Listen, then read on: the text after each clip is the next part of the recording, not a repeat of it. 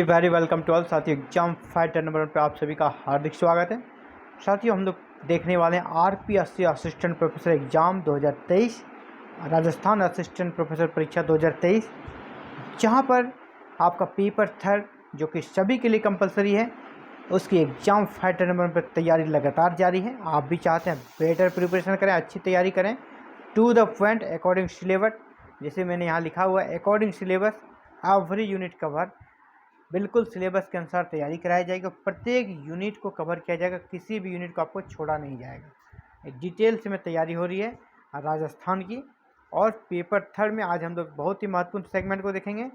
राजस्थान में गुर्जर प्रतिहार वंश के बारे में जानेंगे। राजस्थान में जो गुर्जर प्रतिहार वंश था, इनका इतिहास को जानने का प्रयास करेंगे। गुर्जर प्रतिहार डायनेस्टी ऑफ राजस्थान, यानी जो गुर्जर प्रतिहार वंश था राजस्थान का, उसके बारे में हम लोग A to Z देखने का प्रयास करेंगे। चलिए क्लासेस को स्टार्ट करते हैं। और साथ ही आप सभी से रिक्वेस्ट है, चैनल पे अगर आप नए हैं और आप असिस्टेंट प्रोफेसर बनना चाहते हैं, इसकी तैयारी करना चाहते हैं, तो हमारे साथ जुड़े रहें। जुड़े रहने के लिए कि हमारे चैनल को सब्सक्राइब करें, बेल आइकन को प्रेस करें, ऑल बटन को क्लिक करें, ताकि आने वाले नेक्स्ट सभी वीडियोज़ की नोटिफिकेशन आपको मिले और आप क्लासेस कर सकें। चलिए आज के क्लासेस को स्टार्ट करते हैं। देखिए, ये गुर्जर प्रतिहार वंश। तो सबसे पहले गुर्जर प्रतिहार वंश का कार्यकाल को जानें। गुर्जर प्रतिहार वंश का जो शासन है, 6ठी शताब्दी से लेकर 12वीं शताब्दी तक, है ना। 6ठी शताब्दी से लेकर 12वीं शताब्दी, यानी 600 ईस्वी से 1200 ईस्वी के बीच इनका शासन रहा गुर्जर प्रतिहारों का। गुर्जर प्रतिहारों का जो मूल स्थान था, इसका मूल जो जहाँ इसका मेन केंद्र था, सेंटर था, वो था उज्जैन। और आपको पता ही होगा उज्जैन का पहले नाम क्या था, अवंती। तो इसका मूल केंद्र उज्जैन था। अगर उज्जैन ऑप्शन में नहीं रहे तो आप अवंती करेंगे, क्योंकि इसका प्राचीन नाम अवंती ही था। यहाँ पर जैसे कि एक इतिहासकार हैं, मोहनोत नैन्सी, इन्होंने गुर्जर प्रतिहार जो है उनके 26 शाखाओं का वर्णन किया है। इनका कहना है मोहनोत नैन्सी जी का कि गुर्जर प्रतिहार जो थे, इनकी 26 शाखाएँ थी। इसमें से हालांकि 6 ही प्रमुख थे।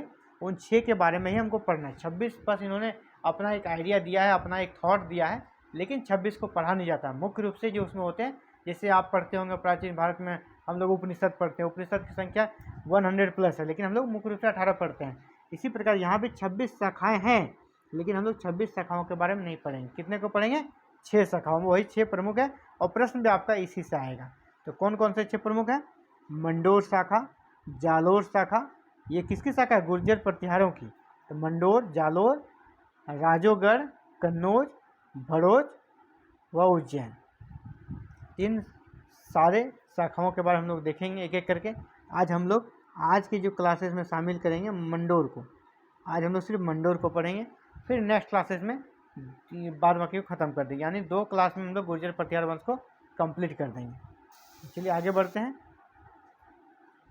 इसमें से आप जब पिछले क्लासों को आपने देखा होगा, राजपूतों की उत्पत्ति के संबंध में जो सिद्धांत है, देसी सिद्धांत में एक था कि यज्ञ के अग्निकुंड से इनकी उत्पत्ति हुई है। और ये वशिष्ठ मुनि ने जो यज्ञ किया था आबू पर्वत पर, वहाँ से 5 राजपूत वंशों की उत्पत्ति हुई थी।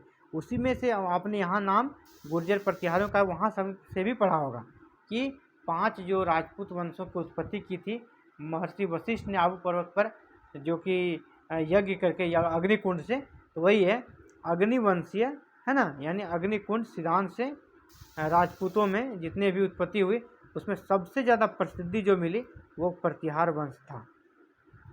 यानी जो वशिष्ठ मुनि ने आबू पर्वत पर यज्ञ करके जो 5 राजपूत वंशों की उत्पत्ति का जो उन्होंने जो सिद्धांत दिया है, इन सिद्धांत में जो 5 वंशों की बात की गई है उनके द्वारा, उनमें से जो सबसे पॉपुलर हुआ वो हमारा प्रतिहार वंश था। गुर्जर शाखा से संबंधित होने के कारण इसे पूरी तरह गुर्जर प्रतिहार कहलाया। इसके लिए जो गुर्जर शब्द का प्रयोग किया गया है, बहुत सारे शिलालेखों में भी किया है। प्रतिहार जो राजपूत वंश जो प्रतिहार थे, इनको बहुत सारे शिलालेख भी मिले हैं जहाँ इसे गुर्जर नाम दिया गया है। जैसे कि सबसे पहले सर्वप्रथम प्रतिहारों को गुर्जर किसकी उपाधि से कहाँ पे नवाजा गया है, या गुर्जर नाम उनके साथ कहाँ जोड़ा गया है? तो पुलकेशिन द्वितीय, जो चालुक्य शासक थे पुलकेशिन द्वितीय, इसका एक अभिलेख ऐहोल अभिलेख। तो ऐहोल अभिलेख में इन्होंने क्या किया है? इसको गुर्जर जाति का उल्लेख किया है। सबसे पहली बार गुर्जर जाति का उल्लेख कहाँ मिलता है? पुलकेशिन द्वितीय के ऐहोल अभिलेख में गुर्जर प्रतिहार जाति का उल्लेख मिलता है पहली बार। इसके अलावा अन्य कुछ शिलालेख जैसे नीलगुंड है ना, देवली, इनमें भी प्रतिहारों के लिए गुर्जर शब्द प्रयुक्त किया गया है। इसीलिए इसका पूरा नाम क्या हो गया? गुर्जर प्रतिहार। ऐसे नीलुंड, देवली जो शिलालेख हैं, यहाँ पर भी प्रतिहारों के लिए गुर्जर शब्द प्रयुक्त किया गया है। लेकिन सबसे पहली बार कहाँ प्रयुक्त किया गया है? वह है पुलकेशिन द्वितीय के ऐहोल अभिलेख में। आपसे पूछा जाएगा कि प्रतिहारों के लिए गुर्जर शब्द प्रयुक्त सबसे पहली बार कहाँ किया गया है? तो पुलकेशिन द्वितीय के ऐहोल अभिलेख में। और कौन कौन से अभिलेख में, शिलालेख में किया गया है? वह नीलगुंड, देवली, इनमें भी प्रतिहारों के लिए गुर्जर शब्द का प्रयोग किया गया है। अब हम लोग देखेंगे मंडोर प्रतिहार। जैसे 6 प्रतिहार वंश प्रमुख थे, इसमें से एक है मंडोर के प्रतिहार।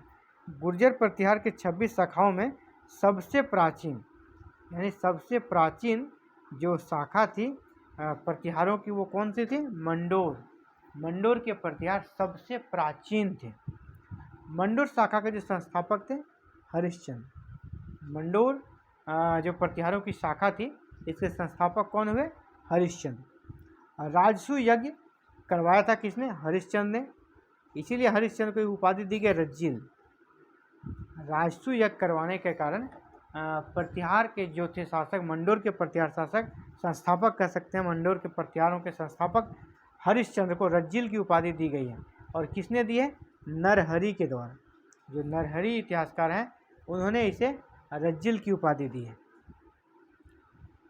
तो सबसे बड़ा बात है कि आपसे यहाँ क्या प्रश्न पूछा जाएगा? गुर्जर प्रतिहारों में सबसे प्राचीन शाखा कौन सी थी? तो मंडोर के प्रतिहार। मंडोर के प्रतिहार का संस्थापक कौन थे? हरिश्चंद्र। हरिश्चंद्र को कौन सी उपाधि दी गई थी? रज्जिल। या पूछेगा रज्जिल किसकी उपाधि थी? हरिश्चंद्र की, है ना।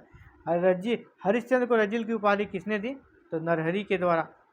हरिश्चंद्र को रज्जिल की उपाधि क्यों दी गई? राजसू यज्ञ कराने के कारण। किसी भी तरह से घुमा के आपसे प्रश्न पूछा जा सकता है, आप सभी तरह से इसको देख लेना है आपको। अगला है कि मंडोर के प्रतिहार शासकों के का जो वंशावली देखा जाए, इसका अंतिम शासक कक्कुक था। देखिए 4 क का संगम है ना, कक्कू होता है, कक्कुक। अंतिम शासक कौन हो गया? कक्कुक। यानी मंडोर के प्रतिहार वंश का संस्थापक आपने देखा कौन था? हरिश्चंद्र। और इसका अंतिम शासक कक्कुक थे, कक्कुक। मंडोर का दुर्ग जो है, मंडोर का दुर्ग, इंदा शाखा के प्रतिहारों ने, मंडोर के दुर्ग को इंदा शाखा के प्रतिहारों ने प्रतिहार हम्मीर से त्रस्त होकर रावचुंडा राठौर को 1395 में दहेज में दे दिया। मंडोर का दुर्ग को इंदा शाखा के प्रतिहारों ने, कौन प्रतिहारों ने? इंदा शाखा। मंडोर का जो दुर्ग था, उसको इंदा शाखा के जो प्रतिहार थे, उन्होंने किसे दहेज में दे दिया? रावचुंडा राठौर को। रावचुंडा राठौर को दहेज में दे दिया। कब? 1395 में दे दिया। क्यों दे दिया?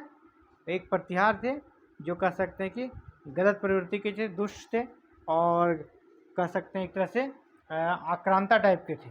इन्हीं से त्रस्त होकर मंडोर का दुर्ग को इंदा शाखा के प्रतिहारों ने रावचुंडा राठौर को दहेज में दे दिया। और इस प्रकार का से इसी के साथ जो है मंडोर की प्रतिहार शाखा का अंत हो गया। जब दहेज में दिया तो बचा नहीं, अंततः क्या हो गया? मंडोर के प्रतिहार शाखा का अंत हो गया। कब? 1395 में। और इसका कह सकते हैं भारतीय इतिहास से पटाक्षेप हो गया। अब हम लोग पढ़ेंगे अगले जो 6 शाखाओं के बारे में। हमने कहा है कि 6 राजपूत जो गुर्जर प्रतिहार थे, उनकी 6 जो सबसे प्रमुख वंशावली थी, उन सभी को हम लोग देखेंगे। आज हम लोगों ने क्या किया? मंडोर को देख लिया है, ये कंप्लीट हो गया। कल हम लोग जालोर, राजोगढ़, कन्नौज, भड़ोच और उज्जैन को पढ़ेंगे। एक ही क्लास में पूरे को कर दिया जाएगा कल। आज इंट्रो था और एक क्लासेस को हमने देखा। Thank you very much for watching this video on connecting to Exam Fighter number. आप भी चाहते हैं आरपीएससी असिस्टेंट प्रोफेसर पेपर 3 की तैयारी करें और एग्जाम में 40+ मार्क्स, आप 40+ प्रश्नों को आप सही करें, और ज़्यादा कर सकते हैं सेलेक्टेड जिसमें आपका सिलेक्शन हो, उस स्तर के मार्क्स को लाना चाहते हैं तो हमारे साथ जुड़े रहें। और जुड़े रहने के लिए कुछ नहीं करना साथियों, बस एक ही काम तो करना है आपको, चैनल को सब्सक्राइब कर लेना है, बेल आइकन को प्रेस कर लेना, ऑल बटन को क्लिक कर लेना ताकि आने वाले नेक्स्ट सभी क्लासेस की वीडियो की नोटिफिकेशन आपको मिले और आप विद इन टाइम उसे देख के अपना तैयारी को फिनिश कर सकते हैं। थैंक यू, धन्यवाद, have a nice day to all.